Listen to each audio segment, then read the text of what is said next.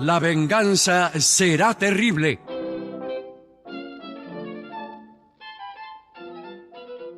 Hablemos de milagros, entonces. Alguien dirá que ya hemos hablado muchísimo de milagro. Ya hablamos de la intervención divina. Pero esta es una quinta charla. Podríamos empezar con una definición. Entonces hemos ido a la iglesia y ahí nos dijeron que según el Concilio Vaticano, el milagro es un fenómeno inhabitual, anormal, dijo el cura, y en algunas oportunidades público. Lo conozco, ¿no? Sí. Era una idea vaga de milagro que sirve tanto para un barrido como para un fregado. Pero bueno. Otros van al diccionario y comprueban que el milagro viene del latín mirare, que es en el más estricto sentido mirar con algún matiz de admiración. Pero claro, si lo que estamos viendo es un milagro, el más estricto sentido no nos va a permitir percibirlo.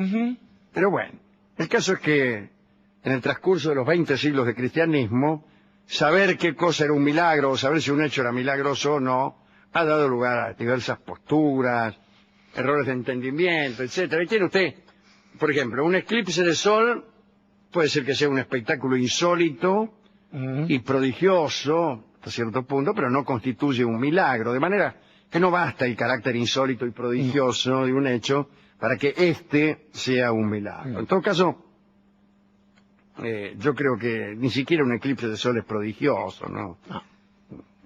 En fin, se trata también del tráfico ilegal de palabras, en que todo es prodigioso. Sí, tengo una novia prodigiosa. Se llama milagros y así, ¿viste? Así que, no sé, ¿qué nos interesa a nosotros la definición, ¿no? San Agustín, nuestro amigo San Agustín, aquel que fue un calavera hasta los 30 años y después se enmendó. Siempre digo que el mérito está al revés. En ser un santo hasta los 40 y después ser un calavera, cuando ya es difícil. Y cuando ya uno entendió cómo era... Claro, qué vivo, pero convertirse en casto cuando uno tiene 70 no cuesta tanto trabajo. En cambio, lo que sí cuesta trabajo a los 70 es ser un libertino. Bueno, San Agustín aseguraba que Dios se guardaba el eventual cumplimiento de hechos exageradamente prodigiosos para que los hombres, insensibles ante las maravillas cotidianas, resultaran impresionados por la presencia del Creador. Es decir, que Dios se mandaba milagros cuando estaba de campaña. Era canchero. Y una especie de campaña electoral, dice, bueno, a ver, trae un pan. Un pescado si lo encontraste. Bueno, nuestro amigo Montaigne, el señor de Montaigne, decía que el milagro es el producto de la ignorancia que padecemos sobre la intimidad de la naturaleza. No me gusta tampoco. Y todo lo que no entendemos lo damos por milagroso. En fin, una vieja cosa. No me gusta nada de esto. Y tiene razón. ¿El milagro es una cosa cristiana? Pregunta antes. ¿Solamente cristiana? No, los paganos ya eran muy aficionados a los milagros. Hace ya más de 25 siglos se realizaron peregrinaciones multitudinarias a las Asclepieia de Kos, de Atenas o de Alejandría, digo, lugares dedicados a Asclepius. Era Esculapio, si usted quiere, el dios de la medicina. Iban estas personas, ya en los tiempos clásicos de Grecia, y después durante el helenismo, en pos del supuesto poder curativo de Esculapio. Y las personas depositaban en Atenas o en Alejandría joyas, objetos de plata con forma de mano, de pie, de ojo, y suspiraban pensando que podría suceder una curación milagrosa. Gente que estaban fuleras. Pausanias cuentan que insistían en aquel lugar 6 grandes piedras que conmemoraban las curaciones más sorprendentes de Esculapio, y en cada una de esas piedras aparecían más de 60 historias, así que por lo menos 360 curaciones hubo. Había un extraño ceremonial para tratar a los suplicantes. Cada uno debía esperar su turno. Eso está muy bien. Cada uno en su turno es el modo de esperar milagros. esperaban refugiados bajo qué sé yo, un alero, había una fuente, y ahí podías dormir incluso mientras esperabas.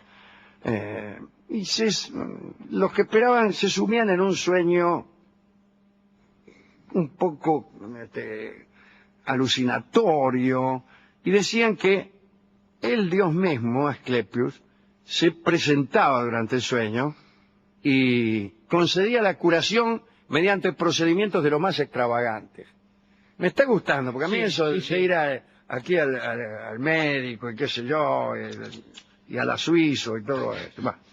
Uno de estos procedimientos fue el que utilizó para curar a Clemens de Argos, que era tuerto. Ajá.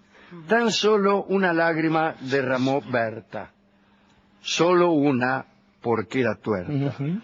Del mismo modo, Clemens de Argos era tuerto, lo cual parece una paradoja, porque ya saben ustedes que el personaje llamado Argos tenía 100 ojos, claro. si es que no 1000. Pero estamos hablando de Argos, la ciudad. Clemens era Argivo, tal el gentilicio de aquella ciudad. Y era tuerto, además, que no es el gentilicio de Argos. Sí. Bueno. Que Argos todos los tuertos, etcétera.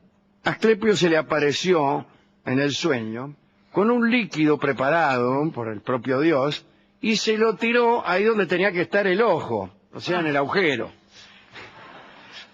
Largo tiempo estuvo sobre el vacío, la vacía cuenca, Asclepio derramando líquido.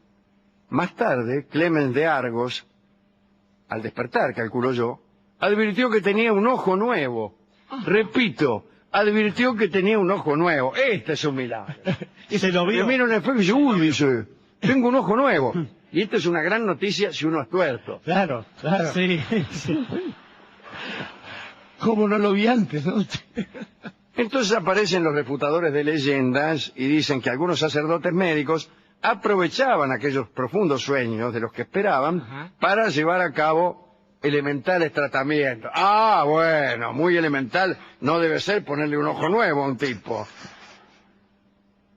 No, pero alguna otra cirugía estética por ahí en el medio del sueño le... No. Entonces es así, me cuentan. A un tipo que durmió frente al portal se le apareció en sueños Asclepius y le hizo un ojo nuevo. Refutación. Seguro que eran los médicos mientras el tipo dormía. ¿Cómo? ¿Y el ojo nuevo no le no te asombró? ¿Asombroso le pareció la intervención de Asclepius? Ajá. Pero no el ojo nuevo, qué raro. Bueno, en el budismo y en el islamismo, ya se sabe, hay una escasa propensión al milagro. La existencia de Dios se evidencia en el Islam, por ejemplo, a través del orden y la belleza del mundo. Por tal motivo, la figura del milagrero fue siempre considerada prácticamente herética por los puristas. Había un hombre llamado Abu Hussain ibn Mansur, lo repito bien, Abu Hussain ibn Mansur, apodado Al-Alá, que fue torturado hasta la muerte después de haber sometido a un proceso en el año 1922. Era acusado de hacer milagros y lo condenaron por no mantener prudentemente en secreto los prodigios que Alá le había facultado para ejecutar. Al-Alá había conseguido alimentar a sus amigos en pleno desierto al proporcionarles de la nada el halawa, un pastel de miel que desempeñaba un papel importante en la mística de los sufíes. Los protestantes, por su parte, no pretendían la necesidad de un milagro a priori. La doctrina luterana solo admitía, o solo admite, el hecho milagroso en los relatos bíblicos. Lutero alegaba que los prodigios consistían en convencer, también otra idea electoral, ¿no? Pero que resultaban innecesarios una vez que la fe había quedado establecida. Mira, me mandé 3 o 4 multiplicaciones de Marruecos solamente para convencerte. Ahora que ya crees, no. Nuestro amigo el rey Enrique de Portugal estaba casualmente frente a los musulmanes a punto de librarse la batalla y vio aparecer ante sí al Cristo. Y Enrique dijo, no, señor, no, aquí no. No te aparezcas ante mí. Yo creo. Claro. Mejor Preséntate ante los infieles que no creen. No se sabe lo que dijo el Cristo, ¿no? Que tenía razón, habrá dicho. Claro. Bueno, qué sé yo. Con respecto al fastidio que tienen los budistas por el milagro, hay una historia muy graciosa. Parece que un monje budista quería alcanzar un plato, un bol, dice la historia en realidad, que estaba en la cúspide de un palo enjabonado. Parece que un mercader rico había puesto el plato, no sé si de oro o de plata, en la cúspide del palo altísimo y difícil de jalar, ¿no? Yo le agregué un palo enjabonado, Sí. no para hacerlo más comprensible, sino porque es algo que me gusta, el palo enjabonado, así que disculpen. Yo veo un palo enjabonado, bueno, no importa. Bueno, todos los chinos Son iguales. trataban de subir para alcanzar aquel plato y lo hacían porque el mercader había dicho que quien fuese capaz de alcanzar el ápice del palo y tomar el bol de oro, pues se quedaría con él, y ahí andaban todos los chinitos. Entonces un monje budista muy santo, y que por su santidad era capaz de volar, levantó vuelo y tranquilamente cachó el bol y se lo llevó. Y entonces el Buda lo echó de la congregación, o alguien lo echó de la congregación, porque le dijo que había hecho un milagro de gusto, por no decir otra cosa. Había gastado pólvora en chimangos. Lo mismo pasó con un barquero, que no había ido a su trabajo, y entonces también otro monje llegó al borde del río, no había barquero y voló. Así que estos milagros inútiles provocan la expulsión de las congregaciones budistas. Es una enseñanza para todos aquellos que, siendo budistas santos y pudiendo volar, algún día por hacer una gracia vuelan, te expulsan, loco. Bien, algunos dicen que en otros tiempos había más milagros que ahora, ¿no? Ahora ya nadie resucita muertos, lo decía un santo, ni cura enfermos. San Jerónimo, en la vida del ermitaño Pablo, dice que un cuervo le trajo todos los días medio pan durante 30 años a San Jerónimo. E incluso un pan entero justo el día en que lo visitó San Antonio. Eso es lo que se llama escrúpulo en el milagro preciso. Un sabio jesuita que predicó mucho tiempo se lamentaba de que él y sus compañeros no pudieran hacer ningún milagro. Javier se lamentaba en sus cartas, San Javier, ¿no? Uno que estuvo en el Japón, se lamentaba en sus cartas de no poseer el don de lengua. Lo había mandado al Japón, a San Javier. En sus cartas decía que se encontraba en el Japón como una estatua muda. No cazaba una el tipo. Sin embargo, los jesuitas han escrito que San Javier llegó a resucitar hasta 8 muertos, con lo cual uno puede conjeturar lo difícil que debe ser hablar en japonés. Mucho más difícil que resucitar a los muertos. 8. Bueno, ¿hay milagros hoy en día? Y la respuesta es no. Es no. Hemos dicho muchas veces, y esta es una idea que uno encuentra muy seguido, buscando en esa reducida valija que es la mente. La mente es una valija pequeña que uno cree que es infinita, pero no. Entonces empieza uno a buscar y encuentra 18 veces la misma idea, el mismo cepillo de dientes, y cree que esa es la infinitud del pensamiento. No, es el mismo cepillo de dientes de siempre. Bueno, yo he encontrado muchas veces esta idea. Si hay algo que perturba al legítimo buscador de milagros, aquel que espera milagros, es que le vengan a decir que han visto un milagro, y uno sabe que ese no es un milagro, ¿no? El que espera un llamado telefónico siente como una ofensa que el teléfono llame y sea otra persona. Y cuando uno busca un milagro no hay cosa que más lo enoje que la aparición de un infeliz, y que este infeliz venga y le diga que ha presenciado un milagro, y que este milagro era, por ejemplo, que hubiese salido del 63 a la cabeza. Si no es un milagro, es una casualidad, yo qué sé. Bueno, yo venía creyendo, ¿no? Qué sé yo, hasta no hace tanto, que no había milagros casi nunca. Yo creía, decía, mira, qué riguroso que soy en mis creencias, qué escéptico, qué incrédulo, qué dudo que adamantino, que creo que casi nunca hay milagros. Y ahora me doy cuenta que era más creyente que el carbonero. Creer que casi nunca hay milagros Seguro. es lo contrario de creer que nunca hay milagros. La diferencia entre el casi nunca y el nunca es nada menos que un milagro. Enorme, claro.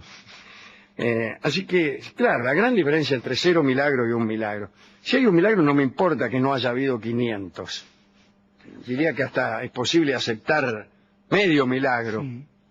¿Y cómo es medio milagro? Medio milagro me hace acordar aquel fraile que era muy milagrero, ¿no?, en la Edad Media, y el prior del convento le prohibió que siguiera haciendo milagro, porque ya se sabe, un tipo milagrero, pues, Sí, mucha laraca, en fin. Y le dijo, no hagas más milagros, por favor. Bueno, dijo el tipo. Y un tiempo más adelante venía este frailecito y vio que un obrero se caía desde lo alto de una torre que estaba construyendo. Y entonces no supo qué hacer, tenía prohibido hacer milagros. Entonces detuvo al obrero en el aire y salió corriendo para preguntarle al prior si le era permitido hacer un milagro más. Y el prior le dijo, se lo digo a usted porque Rolón, si tuviera Rolón preguntaría qué pasó, no importa lo que pasó. El prior le dijo, bueno, sí, haz este milagro pero ningún otro más. El tipo volvió y no sé si lo bajó, que no importa eso. Pero ese es un ejemplo de medio milagro. Claro.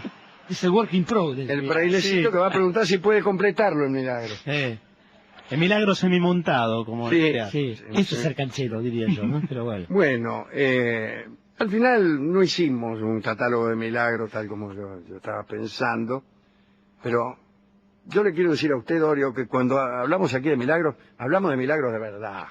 Nada de, bueno, un milagro es que salga el sol todos los días, un milagro es la sonrisa de un niño. No, cuando digo milagro digo que el sol vuelva para atrás. O que, qué sé yo, que esta copa quede suspendida en el aire. Esa es la idea de un milagro. Bien elemental, un milagro elemental, nada de esa cosa metafórica. La metáfora arruina todo. Claro, la metáfora Arruina claro. antes que nada la esperanza. Sí, claro. Porque uno espera cosas concretas. Fulano regresará a través del tiempo. Fulana regresará del desamor y aquel de la muerte y el olvido. Y uno espera que se cumple eso y viene un tipo con una foto, el otro con un libro, En las trampas de la el otro educación, diciendo que aquella, ¿te acordás de aquella canción? ¿No te parece que es fulana cuando escuchás esta canción? No. No. Cuando yo digo vuelve fulana, vuelve fulana.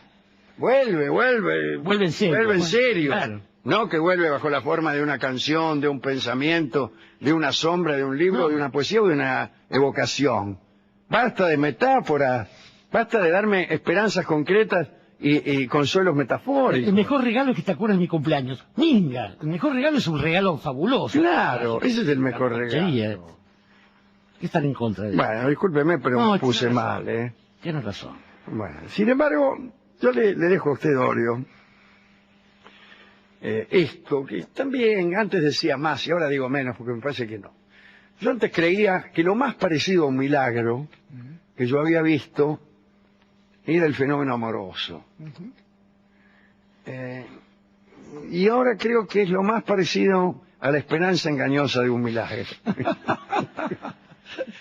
¿A quién quieres dedicar esto? Y bueno, en principio se lo dedicaría a usted para que seguir teniendo esperanza en que en algún momento poder desmentirlo, porque eso también es la forma del milagro, la desmentida de aquellas cosas que niegan la posibilidad del milagro. Me acordaba, Alejandro, de una historia que hemos contado aquí más de una vez, la historia del Zenin, un tipo, un hombre, un campesino, ignaro, que llega a un lugar para aprender a hacer un Zenin, que es alguien que hace milagros palpables. Un Zenin en Oriente es un tipo que vuela, es un tipo que atraviesa los ríos, que atraviesa el tiempo, que materializa cosas. Y cae en manos de una pareja de miserables, de atorrantes, de explotadores, que lo tienen 10 años trabajando, diciéndole que después de eso lo van a convertir en Zenin. Pasan los 10 años, el campesino le pregunta, lo tienen 10, así 40, 50 años. Y finalmente, ya el tipo se está dando cuenta que hay una estafa ahí. Entonces, llega un día en que el marido de la señora, que es mucho más mala que él, porque en estas historias de milagros las mujeres también tienen su cupo femenino, le dice, che, ¿qué vamos a hacer? Porque este tipo se va a poner como loco cuando vea que lo estafamos. Dice, déjame a mí, querido, dice la señora.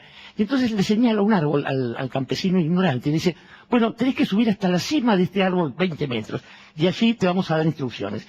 Llega el tipo a la cima, dice, bueno, ahora tenés que soltar una pierna y un brazo. El tipo suelta una pierna y un brazo, queda flotando como una bandera. Y la señora le dice, bueno, mirándolo al marido, ahora tenés que soltar la otra pierna. El campesino suelta la otra pierna y queda agarrado a ese árbol tremendo solamente con una mano, sabiendo que está a punto de concederse la posibilidad de ser un zenin. La mujer mira a su marido y le dice, ahora nos vamos a sacar de encima el problema, porque este pobre infeliz, ahora cuando le diga que se suelte, se va a estrellar contra el piso. Y le dice, bueno, ahora tienes que soltar la otra mano. Y el campesino ignorante suelta la otra mano y descubre que había aprendido a volar, y mientras se aleja le dice a los dos miserables, adiós, muchas gracias, yo sabía que era posible el milagro, porque en eso consiste también una forma del milagro. ¿Qué otra cosa es un milagro, digo, sino aquel que cuando aquellos encargados de contarnos la realidad, digo, los medios nos dicen otra cosa, y sin embargo el pueblo va y descubre que la realidad es otra y cree en esa realidad y no en la que le cuentan? Digo, ¿qué otra cosa es el amor, Alejandro, como usted decía, que no queda concreción, la espera, porque en realidad el verdadero gozo del milagro es el del hombre enamorado que se pregunta, ¿vendrás alguna vez? ¿Vendrás alguna vez? Canta Hugo del Carril.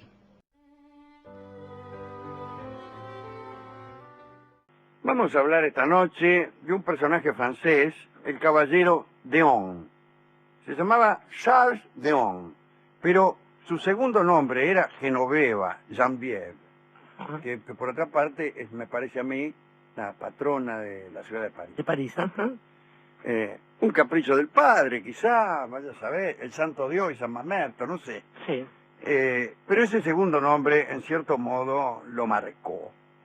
El caballero d'Eon era rubio, de rasgos finos, ocupaba el cargo de agregado al gabinete del intendente de alimentación general del rey Luis XV. Era inteligente, culto, hábil en la esgrima, de a ratos poeta, pero parece que no era feliz.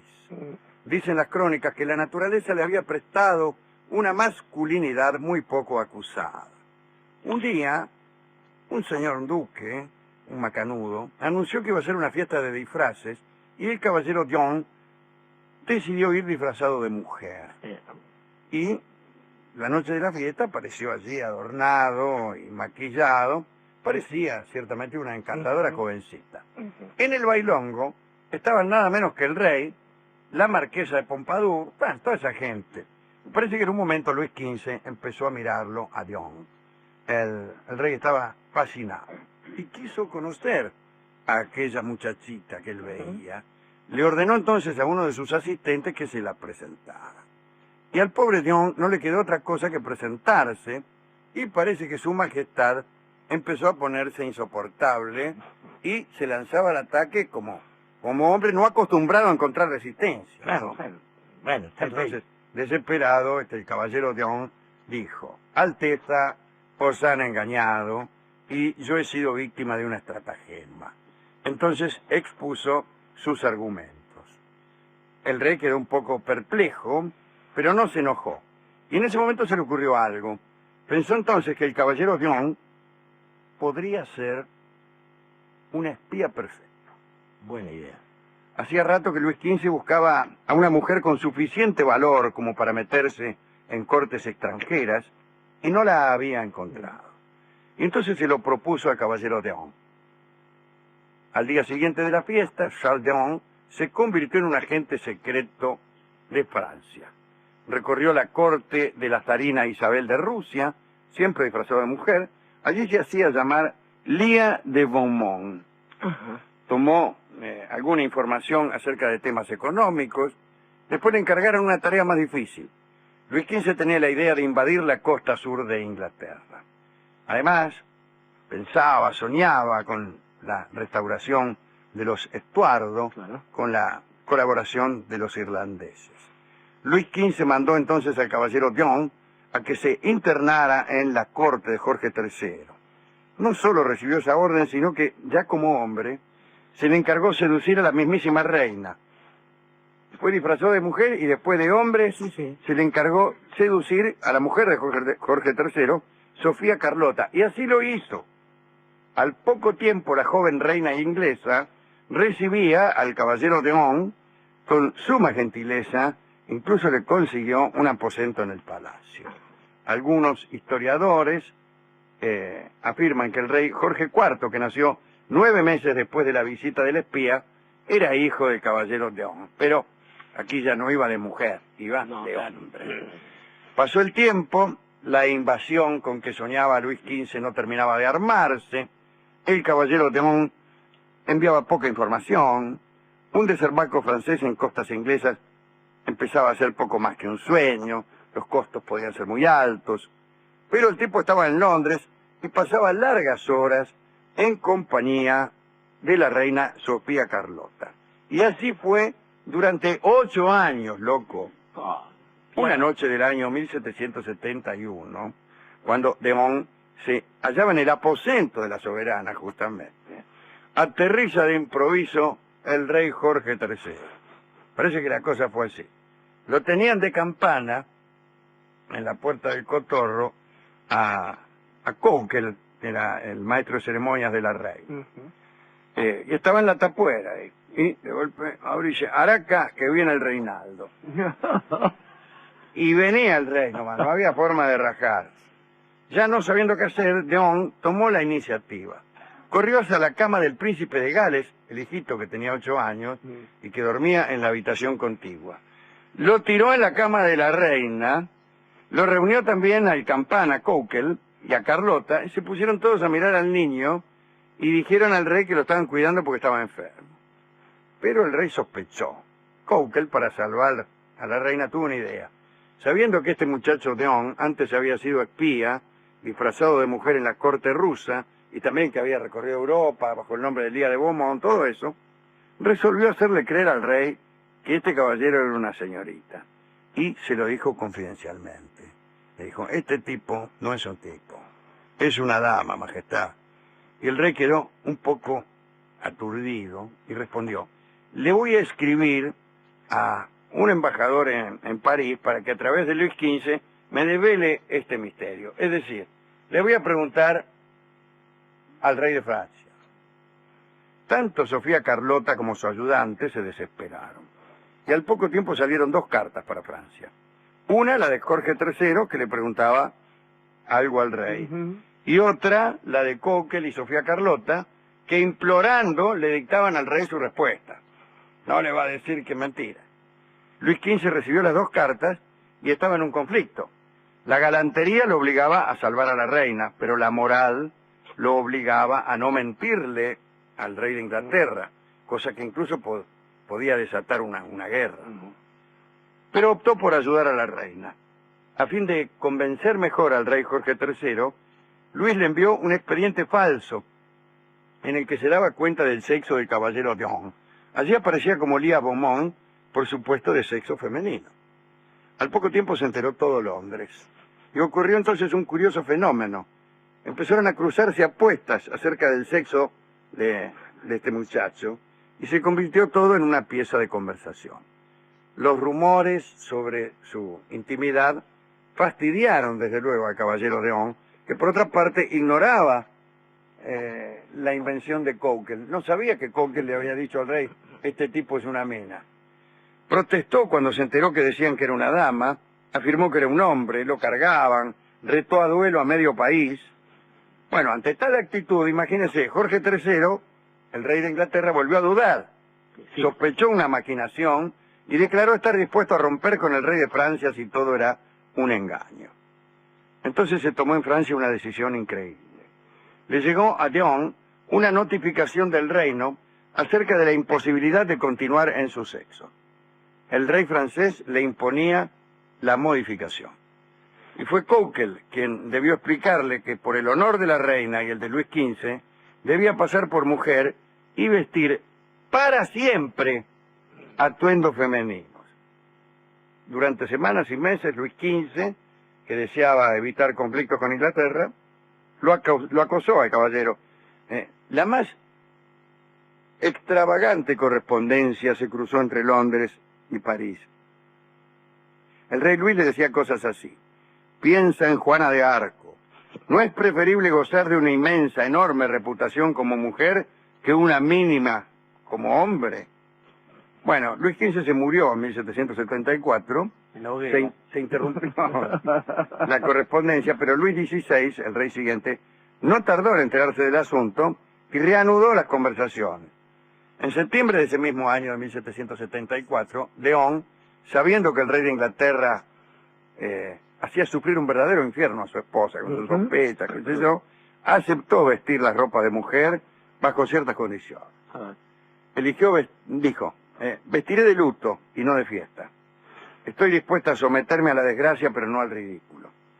Luis XVI envió a Inglaterra a Beaumarchais, nada menos que el guionista de Los Arrieros de Sevilla, ¿no? La boda de Fígaro también, para que acompañara a la muchacha y para hacerse entregar por León toda la correspondencia comprometedora que había. Y el escritor no sabía muy bien al principio a quién tenía que ver. Le dijeron que fuera a ver una señorita. No lo pusieron al tanto. Y fue y se enamoró y le gustó. Y dicen que León se comportó en forma desagradable, diciendo groserías, para que Beaumarchais se desengañara un poco. Le gustó. Pero le gustó más. Es una guarra esto, tía. Entonces León buscó otra solución. Abandonó Londres y se volvió a Francia en 1777. Ya cansado de representar el papel de seductora, el caballero soñaba con retirarse, lejos del ruido y las intrigas, a Tonnerre, que era su pueblo natal. Al llegar a Francia recibió la orden expresa de continuar vistiéndose como mujer. Y para agradecérselo, María Antonieta, la mujer del rey, Luis XVI, encargó un ajuar a la primera costurera de París, Rose Bertrand, y le regaló su abanico. Que fuera vestido de mujer, pero por lo menos con buena ropa. Claro. Y entonces el pobre León no tuvo más que renegar de su pasado. Aprendió a bordar, a cocinar, a hacer tapicería, aprendió el arte del maquillaje. Había sido 39 años un hombre y fue durante otros 43 una mujer encantadora.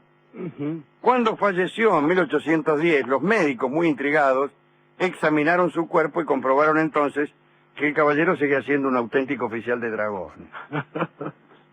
Y esta es la increíble historia del caballero de León. Para preservar el honor de la reina de Inglaterra y el rey de Francia, el tipo recibió la orden de modificar su sexo y encima, bueno, en aquellos tiempos, ¿no? Y cualquiera de nosotros podría tomar esta decisión sin mayores escándalos. Bueno, pero aparte el tipo era lindo, ¿eh? Eso es lo que más me gustó.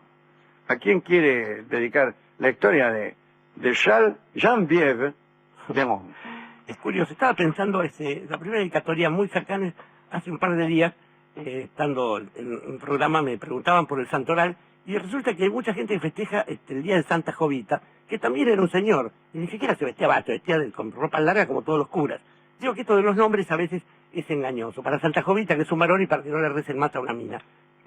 Digo, después estaba pensando también en Rosa Bertrand, una costurera que siempre nos remite, toda persona que cosa y lave y planche nos remite a Carlos Gardel y también se merece esta dedicatoria.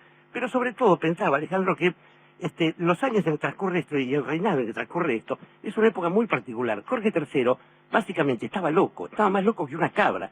Fue el rey que, entre otras cosas, rey loco, sí. Entre otras cosas, logró entregar alegremente las colonias de América, hoy llamadas los Estados Unidos, porque se le ocurría que había que seguir apretándolos y apretándolos. Se hubiera ocurrido lo mismo con la esposa y seguramente Geneviève no hubiera sufrido nada. Y yo creo también que la dedicatoria en general debe remitirse a estas personas que, lejos de lo que sabe el imaginario popular sobre el espionaje, quizás consistan en la especie más noble de la militancia.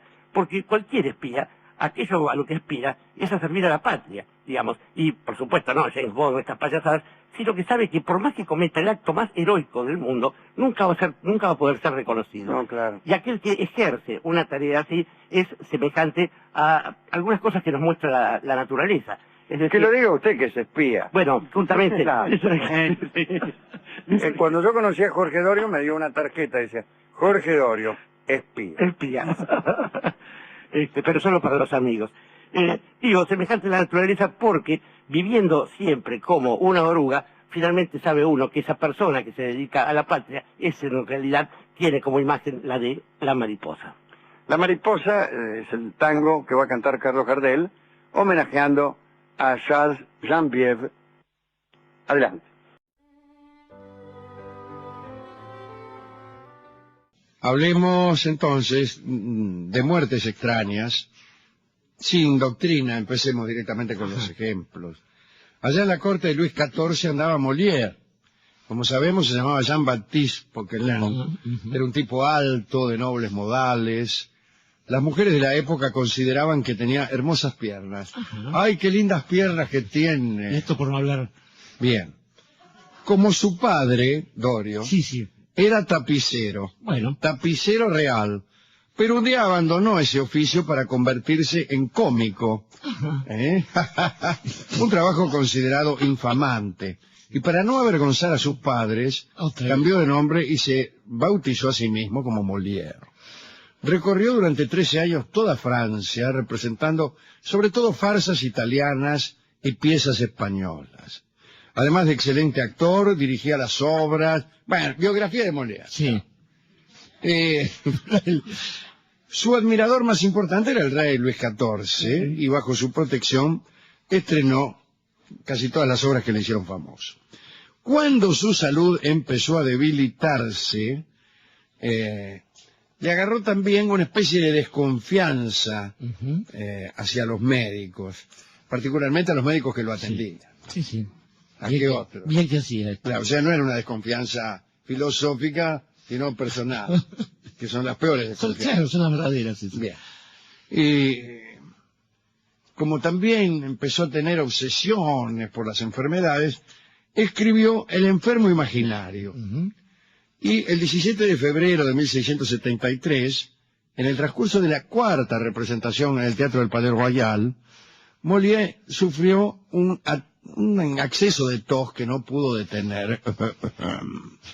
Lo disimuló con algunas muecas y se retiró como pudo a bambalinas. Y allí se murió. Sí, señor.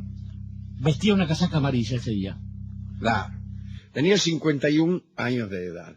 Y claro, ese día estaba vestido con una casaca amarilla. Y de ahí viene esa superstición que tienen los malos actores acerca del color amarillo. Todos dicen que el color amarillo trae mala suerte a los actores, especialmente cuando son malos. Claro, igual que a la selección de Brasil, por ejemplo. ¿Cómo? Igual que a la selección de Brasil. Sí. Y al gobierno de la ciudad. No, Me gusta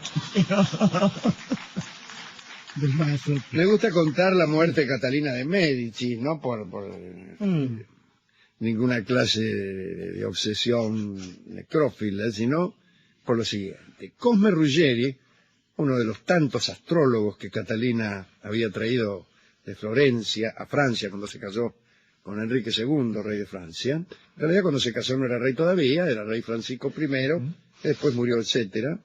Bueno, Cosme Ruggeri se presentó ante ella y le dijo: señora, usted morirá cerca de Saint-Germain.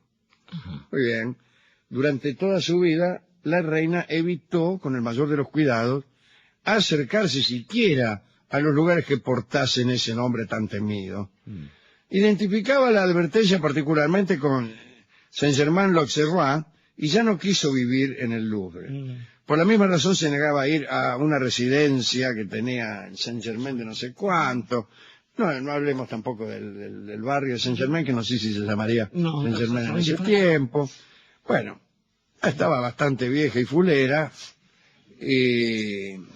Su capellán habitual se ausentó, el tipo que lo atendía, ¿no? El confesor. El confesor. Y se enferma y le mandan un padre confesor. Y estaban en el castillo de Blois. Un jovencito el tipo, ¿no?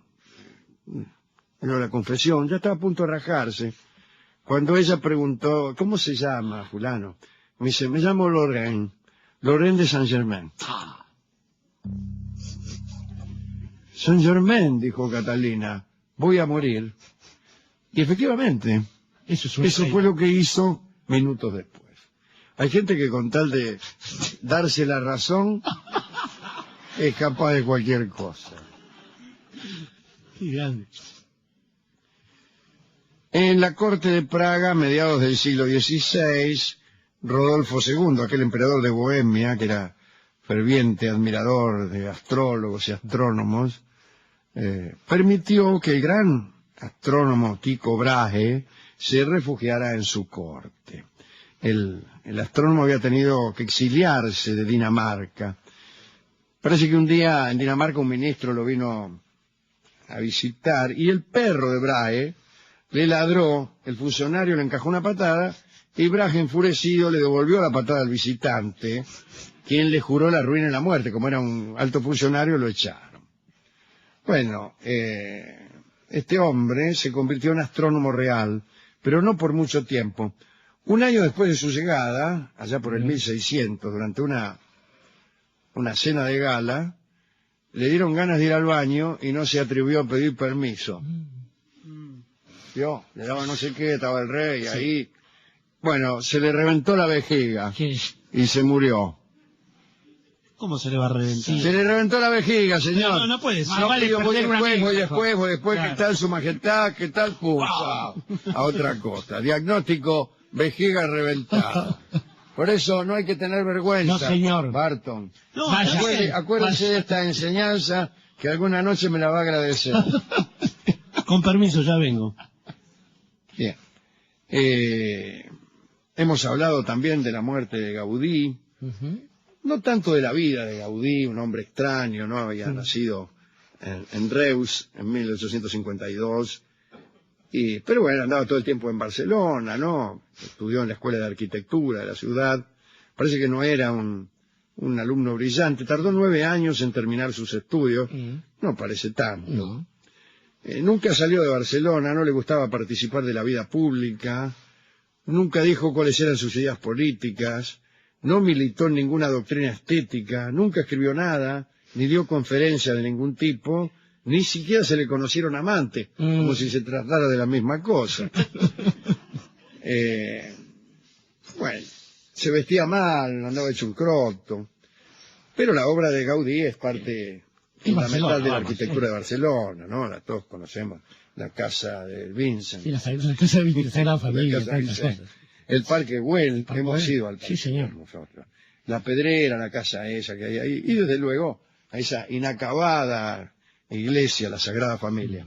Parece que un día estaba trabajando frente a la Sagrada Familia y para tener una mejor perspectiva del edificio empezó a retroceder hasta el medio de la calle y ahí lo agarró un tranvía. Sí. Lo pisó un tranvía el 10 de junio de 1936. Tenía 74 años Gaudí y cada vez que vamos a la Sagrada Familia, ahora no pasan tranvías por ahí, ni en realidad por ninguna parte, y retrocedemos Y no pasa nada. y arriesgando nuestra vida. Mire qué cosa estaba pensando, digo, a tal punto no fue obligado por el destino a tomar postura en nada, que se murió un mes antes de que empezara la guerra civil. Justo antes, claro. 18 de julio, ahí nomás. Pedrarias Dávila, muy citado aquí, un conquistador español que había nacido en Segovia en 1439, noble familia, pero de origen judío. El pero no sé por qué está aquí. Participó. Ya sé quién lo escribió, y esto fue escrito. Hay una adversación en el informe. Sí, Claro. viene de una región de Bavaria. Claro. Sí, sí. Liberal. Participó en la guerra de Granada y en las campañas de África, etcétera, etcétera. No importa, era Sí. Lo mandaron en 1513 a Panamá. Ahí donde gobernaba Vasco Núñez de Balboa, fue el enemigo principal de Vasco, ¿no? En realidad Dávila Pedrarias bajaba para apresarlo y someterlo a juicio por algunos avisos que había recibido en el sentido de los abusos Sus abusos se la van. de Núñez de Balboa. Bueno, tenía 63 años cuando viajó a América. Hacía algún tiempo, por equivocación, lo habían llevado a enterrar, creyéndolo muerto, Lo había metido en un cajón. ¿Qué hace uno con un muerto? Sí. Lo mete en un cajón y lo entierra. Bueno, lo estaban por enterrar y sintieron que algo se movía dentro del cajón. ¿Qué hicieron? Abrieron. Muy bien, muy bien. ¿Y quién estaba ahí? Piedrarias Dávila, lo más chulo. Con los ojos abiertos, que dijo, Sí. ¿qué es lo que está sucediendo aquí? Me Hubo una gusta sobre situación todo. un poco violenta, pero bueno. En memoria de este milagro, Piedrarias viajaba a todas partes con su féretro, que lo tenía como de recuerdo, y vino a América y se lo trajo el féretro, ¿no? Después de ese milagro, empezó a correr el rumor de que Piedrarias no moriría jamás. Y el rumor empezó a confirmarse, ya que Piedrarias tenía 91 años y estaba vivo. Porque para esa época ya era milagroso. Lástima que a los 92 se murió. Se puede En confiar. realidad no es una muerte extraña esta última, sino la primera. La primera e interrumpida muerte. En mitad de la muerte fue interrumpido por una especie de resurrección. Bien. Otra muerte extraña. Esta es más conocida, es la de Esquilo. Famosa muerte de tortuga en la cabeza, ¿no? Sabemos quién era Esquilo, uno de los grandes dramaturgos, autor de 7, en realidad autor de 90. Se conservan 7. La principal virtud del teatro griego es la facilidad para perder, para extraviarse. Se extraviaron casi el 90% de las obras escritas. Vaya a saber dónde andará. El caso es que en el año 456 a.C., ya viejo Esquilo, paseaba por los caminos cercanos a Atenas, cuando un águila que volaba sobre él soltó a una tortuga que había capturado. El repugnante batracio cayó justo sobre la cabeza de Esquilo y lo mató. Hombre de suerte, Esquilo. No es para reírse. No, bueno, señora. Pasó hace tiempo, Te quiero ver a vos. Pasó hace A usted mucho. le gustaría, etcétera. Yo conté que en el jardín de casa me pasó lo mismo, pero no me cayó en la cabeza. Y tampoco Y había él no escrito había- ahora. ni siquiera había escrito la suplicante. Nada, nada de nada. Vino el vecino a buscar la tortuga, eso se lo conté. El águila, ¿verdad? ese era el tipo. No un águila, un chimango nuevamente No. en mi vida. Pero continúe, por favor, que no lo quiero interrumpir. Me gusta el Pietro Aretino, era el aretino Pietro. Era poeta, había nacido en Arezzo, en Italia.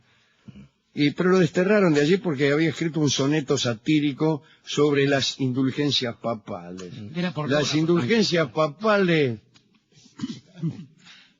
lo digo sin disimulo. Bien, comenzaba. Se trasladó a Roma, en un soneto de arte menor de todo. Se trasladó a Roma y allí consiguió el favor del Papa León X, el mismo que edificó San Pedro. También tuvo que ir a otra parte porque en Roma escribió sonetos lascivos. Esos son los mejores. Bueno, que por ejemplo uno sobre las indulgencias papales. Todo el mundo le tenía miedo porque le llamaban el azote de los príncipes porque escribía textos ridiculizando a los poderosos, etcétera, ¿no? Un día una de sus hermanas le contó un cuento picante. El cuento creo que era de un japonés o algo así. Y Pietro Aretino comenzó a reírse de tal manera que se cayó de la silla y se rompió la cabeza. Se murió de risa. Y murió. Tremendo. Murió tranquilamente. Por eso yo no dejo que mi hermana Claro. me cuente cuentos picantes, porque son peligrosísimos. Mirá, si te caes de la silla, te rompes la cabeza y te morís. Bueno, sí. Bueno, Hay sí. poca probabilidad. Ya, bueno, siga.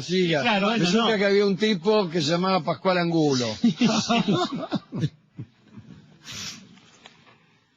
No tenía mucha gracia esta, ¿no? Entonces voy a contar esta que sí tiene gracia. Un señor llamado Reichelt, un austríaco afincado en París. En 1912, este hombre había inventado una capa con la que aseguraba que podía volar como un murciélago. Entonces pidió autorización para lanzarse con la capa desde la Torre Eiffel. Los propietarios de la torre, porque a ellos le pidió autorización, Le concedieron el permiso con desagrado, pero impusieron la condición de que Reichelt consiguiera también permiso de la policía y firmara una renuncia a sus derechos en la que absolviera a los propietarios de la Tour de cualquier responsabilidad, habiendo escaleras, habiendo Arco de Triunfo, etcétera, etcétera. Una ART. Increíblemente la policía le dio la autorización y a las 7 en punto de la mañana del 23 de febrero de 1912, el sastre, Reichelt, acompañado de un grupo de admiradores y fotógrafos de la prensa, subió hasta el nivel de la primera plataforma, se detuvo sobre el borde y en el último acto de su vida se lanzó al vacío. Monta. No sé, fue rápido, los fotógrafos no podían ni... ¿Qué crees? El fotógrafo le puede fotografiar. Sí, la pero... foto no sostiene.